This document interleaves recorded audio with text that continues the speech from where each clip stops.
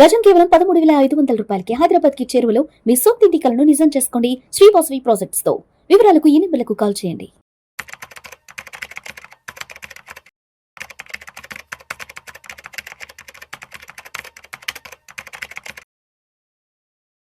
నమస్తే, welcome to Vishnu talks. నేను విష్ణు. ప్రస్తుతంతో పాటు సీనియర్ ఇన్సూరెన్స్ ఎక్స్పర్ట్ మెరుపుల మధు గారు ఉన్నారు. వారితో మాట్లాడదాం.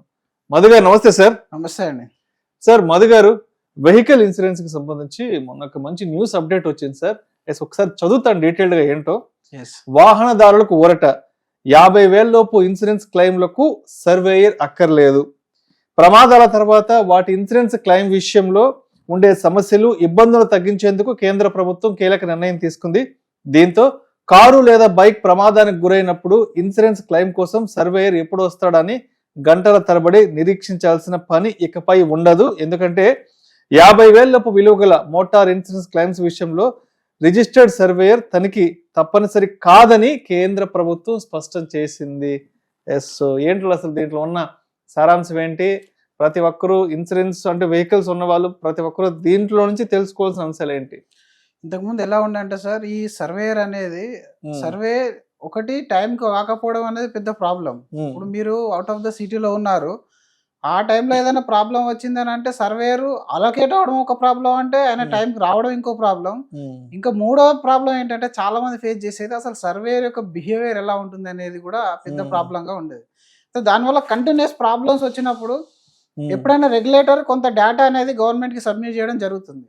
ఆ జరిగిన డేటాలో ఇంతకుముందు ఏంటంటే కొన్ని రకాల కంపెనీస్ ఆల్రెడీ సర్వేయర్ అవసరం లేకుండానే క్లెయిమ్ ఇస్తాము, మీరు జస్ట్ ఆ ఇన్సిడెంట్ జరిగిన ప్లేస్ ఏదైతే ఉంటుందో దాని నుంచి కొన్ని ఫొటోస్ పంపించండి, అప్ టు 10,000 వరకు మీకు లిమిట్, ఆ 10,000 లోపు కనుక మీరు అగ్రీడ్ అయిన అమౌంట్ ఉన్నట్టయితే మేము క్లెయిమ్ సెటిల్మెంట్ చేస్తామని చెప్పేటివి. అయితే ఈ రీసెంట్ ఈ 50,000 వరకు సర్వేయర్ తీసేయడం అనేది కూడా ఒక రకమైన మంచి చేంజ్ అని చెప్పాలి. ఎందుకనంటే ఒకటి జరిగిందే చిన్న క్లెయిమ్, దానికి మళ్ళీ ఒక third party administrator, third party surveyor వీళ్ళందరూ వచ్చేంత వరకు వెయిట్ చేయడము, మళ్ళీ ఆయన 2 days తర్వాత దాని ఒక రిపోర్ట్ ఇవ్వడము. చాలా మందికి ఎలా ఉంటుందని అంటే అసలు ఇంకా ఈవెన్ లోకల్ యాక్సిడెంట్ అయినప్పుడు కూడా ఈయన బండిని ఒక దగ్గర పెట్టాలి, అది గంటల్లోనూ 2 గంటల్లోనూ అయిపోయి రిపేరు.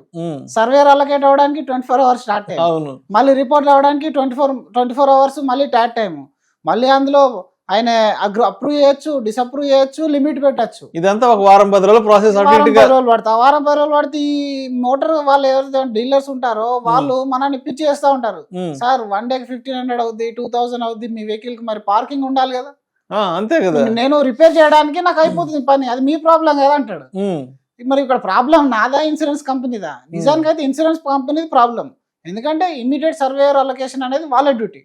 ఇప్పుడు నాకు డ్యామేజ్ అయింది అట్లా అని చెప్పేసి నేను వారం రోజులు ఈ గ్యారేజ్ యొక్క ఛార్జ్ ఇవ్వడం అనేది కరెక్ట్ పద్ధతి కాదు. కాబట్టి వీళ్ళు కంటిన్యూస్లీ ప్రాబ్లం అనేది ఇష్యూ అనేది తీసుకురావడం అనేది జరిగింది. దానివల్ల చాలా ఇన్సిడెంట్స్ వీళ్ళు చూసిన తర్వాత ఇంక అట్లీస్ట్ ఒక 50,000 వరకు ఎలాంటి సర్వేయర్ లేకున్నా కూడా మీరు క్లెయిమ్ ఇవ్వచ్చు అనే డిసిజన్ అనేది తీసుకోవడం అనేది జరిగింది. అండ్ దట్ టు కంపెనీ మళ్ళీ డిఫరెన్స్ ఉండొచ్చు. కొందరు ఈవెన్ నేను 1 lakh వరకు సర్వేయర్ పెట్టను అంటారు. ఇప్పుడు మన హెల్త్ ఇన్సూరెన్స్ లో కొత్త చేంజ్ వచ్చింది, రేపు మనకు డిశ్చార్జ్ ఉంటే ఈ రోజు అప్రూవల్ పెట్టచ్చు. రీసెంట్ ఐసిఐసిఐ అంబర్డ్ వాళ్ళు ఇచ్చారు, వాళ్ళు ఏంటంటే మనకు సండే డిశ్చార్జ్ ఉంది, మన సండే హాస్పిటల్ టీమ్ కానీ ఇన్సూరెన్స్ టీమ్ కానీ ఫుల్ ఉండరు, 50% ఆఫ్ ద క్రౌడ్ పనిచేస్తుంది. ఆ టైంలో మీరు సాటర్డే అడ్వాన్స్ డిశ్చార్జ్ తీసుకోవచ్చు. సో దీనిలాగానే మోటార్ ఇన్సూరెన్స్ లో కూడా ఈ యొక్క కన్వీనియన్స్ ఆఫ్ ఇన్వెస్టర్స్ లేదా క్లయింట్స్ కోసం అని చెప్పేసి ఈ చేంజ్ అనేది తీసుకురావడం జరిగింది. దీనివల్ల మనకు ఆ సర్వే టైమ్ సేవ్ అవుతుంది, గ్యారేజ్ లో ఉంటే గ్యారేజ్ యొక్క రెంట్ కూడా మనకు సేవ్ చేసిన వాళ్ళం అవుతాం. అండ్ మోర్ ఓవర్ కన్వీనియంట్ ఏంటంటే ఇప్పుడు థర్డ్ పార్టీ పర్సన్ వచ్చినప్పుడు ఆయన బిహేవియర్ మీద కూడా క్లయింట్ ఇబ్బంది పడే సమస్య అనేది తగ్గిపోతుంది. సో దానివల్ల కస్టమర్స్కి అయితే కొంచెం ఈజీ అనేది అయిపోతుంది ప్రాసెస్. అంతేకాకుండా ఇక రానున్న రోజుల్లో చాలా రకాల చేంజెస్ అనేవి వస్తూ ఉంటాయి మోటార్లో. ఇప్పుడు మీరు చూసుకున్నట్టయితే డ్రైవింగ్ పైన కూడా గుడ్ డ్రైవింగ్ కి డిస్కౌంట్ ఇస్తున్నారు ఈ మధ్యలో కొన్ని కంపెనీస్, మోటార్లో especially. If you are a driver and మీకు కొన్ని కిలోమీటర్స్ యూజే ఉంది, మీరు ఎక్కువ వాడరు వెహికల్ ని, అలాంటి టైంలో ఐడియల్ గా ఇంట్లోనే ఎక్కువ ఉంటుంది. మరి నేను అందరిలాగా నేను ఎందుకు ప్రీమియం ఎక్స్ట్రా పేమెంట్ చేయాలి? నేను drive as for your need అనే ఒక రైడర్ ఇచ్చారు. అంటే మీరు 5,000 కిలోమీటర్సా 10,000 కిలోమీటర్సా ఎంతనో మీరు చూసుకుంటే దాని ప్రకారం మీరు వెహికల్ ఇన్సూరెన్స్ అనేది రిన్యూవల్ చేసుకోవచ్చు. మళ్ళీ 1,00,000 కిలోమీటర్ దాటిపోతే రీఛార్జ్ చేసుకోవాలి. సో అంటే గుడ్ డ్రైవింగ్ డిస్కౌంట్ అని, అలాగే drive pay as for your drive అని చెప్పేసి ఎలాగైతే కొత్త కొత్త చేంజెస్ వస్తున్నాయో ఇంకా మోటార్లు ఇంకా చేంజెస్ రానున్నాయి. ఆ చేంజెస్ ప్రకారం సో ఇప్పుడు దీనికి సంబంధించి IRDA, insurance regulatory development authority of India, అంటే వాళ్ళ సూచనలు ఎలా ఉన్నాయి, వాళ్ళ రూల్స్ ఎలా ఉన్నాయి అసలు దీనికి సంబంధించి IRDA నుంచి? ఇప్పుడు ఏదైతే సిఫార్సు చేశారు government, that is already regulator ద్వారా తీసుకున్న ఏదైతే ఇన్ఫర్మేషన్ ఉంటుందో అది గ్యాదరింగ్ చేసిన తర్వాతనే ఉంటుంది. ఈవెన్ IRDAలో కూడా complaints, maximum complaints dealing with surveyors ఉంటుంది, డీలింగ్ విత్ ఇన్సూరెన్స్ కంపెనీ ఉండదు. Especially in case of motor complaints అన్ని కూడా థర్డ్ పార్టీ అడ్మినిస్ట్రేటర్, సర్వేయర్స్ పై బిహేవియర్ మీద కంప్లైంట్స్ ఎక్కువ ఉంటాయి. ఇన్సూరెన్స్ కంపెనీతో కంప్లైంట్స్ ఉండదు. ఎందుకంటే ఈయన end of the day gate keeper. ఇప్పుడు ఈయన లోపల పంపించేద్దా పర్సన్స్ అనేది గేట్ కీపర్ ఎలాగైతే చూస్తాడో సర్వేయర్ కూడా ఆయనకు ఆ డ్యూటీ ఉంటది.